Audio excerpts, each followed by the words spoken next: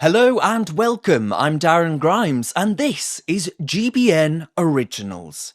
Now listen up folks, because today we're diving into a tale that'll make your blood boil faster than Keir Starmer's voice coach could travel between lockdown tears to give him a lesson in how to sound less like the Terminator on mute.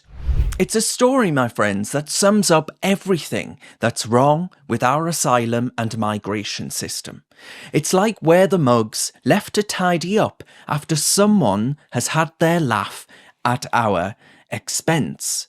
So we've got this bloke, we'll have to call him MH, right? Because he has the right to anonymity, apparently.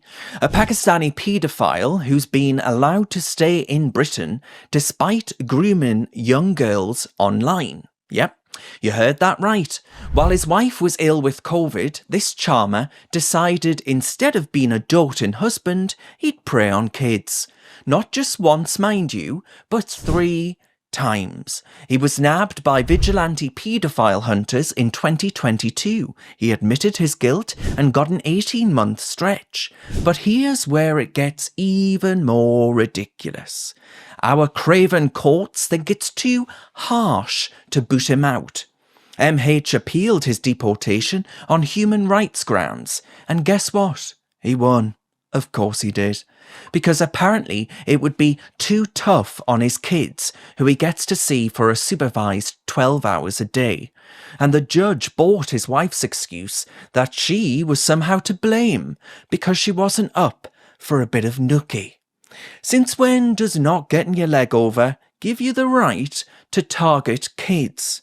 This ain't justice. This is a cretinous circus. And the judge in a statement said the emphasis on the wife's failure to provide intimate relations does not explain why the claimant felt the need to engage with barely prepubescent girl children online. Even appeals judge Judith Gleeson called this a plainly wrong decision, pointing out that the lower court treated these crimes like they were just a minor hiccup.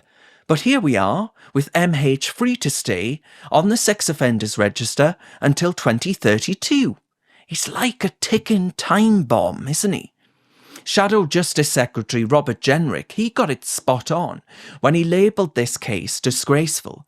We've got an immigration system that seems more interested in protecting criminals than public service. Jenrick's pushing to overhaul these human rights treaties that protect predators over the population. But where is the urgency? How many more of these cases do we need to experience before something changes?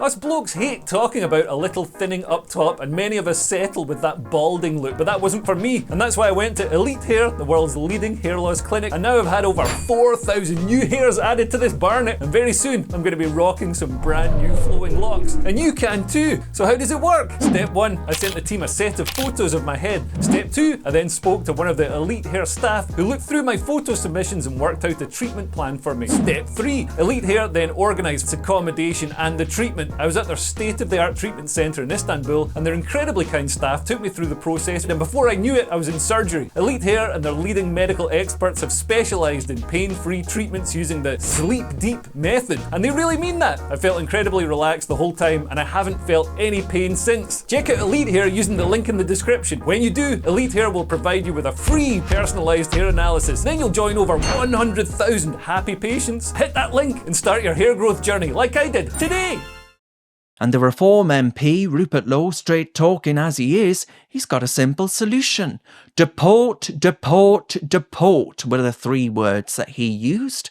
And if Pakistan won't take their own back, he says, cut their foreign aid. We're given far too much anyway. It's common sense. But will this globalist government listen? I'm doubtful. The Home Office claims they're resolute about deporting foreign criminals.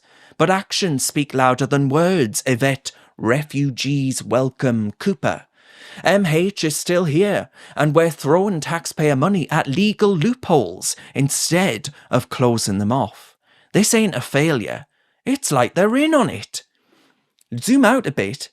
and look at the bigger picture of immigration in the UK, countless asylum challenges, we've got a backlog longer than the queue at Greggs during lunch hour, we ought to just say anyone coming here illegally doesn't get access at all. The last government was throwing ideas around like Rwanda for processing, speeding up certain claims and beefing up detention centres. Labour just say they'll smash the gangs. The post-Brexit immigration policy was a new points-based system. Priti Patel, as Home Secretary at the time, says she doesn't regret the policy devised under the Boris Johnson government to plug the gaps in the NHS. Only Priti, what does that mean for the strain from welfare dependence of these NHS workers? They all have to use public services too. So what you do is create a Ponzi scheme. From those that you say are necessary to work in the NHS, branch out to bring in at least 5 dependents each worker. It's unending, unrelenting, unceasing. Integration and community cohesion, well, what is there? We need to get better at forcing those here to learn English and scrap the appeasement through translators that sends NHS doctors in a tizzy, and those foreign language signs on tube stations and the like. Economic impact of immigration is a controversial debate, but you can argue high skill and cohesive migrants offer benefits.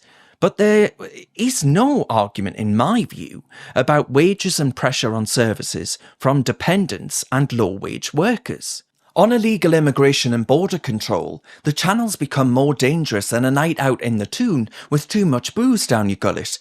We need to stop the human trafficking rackets and follow what Australia managed to do more than a decade ago. Human rights laws, they've been weaponised and selectively applied in the extreme. In conclusion, my friends, immigration policy isn't just about numbers. It's about people. It's about our economy. It's about the fabric of our society. We need laws with teeth. Deportation should be automatic for serious crimes by foreigners. None of this appeal nonsense. A constant stream of appeals. And if countries won't take back their own, follow Rupert Lowe. Hit them where it hurts. In their wallets. Until we straighten this out, stories like this MH will keep popping up, and the public's trust will keep slipping away like sand through the fingers of lying politicians. It's time to prioritise our own. This is Darren Grimes. Don't forget to subscribe to GB News on YouTube for more.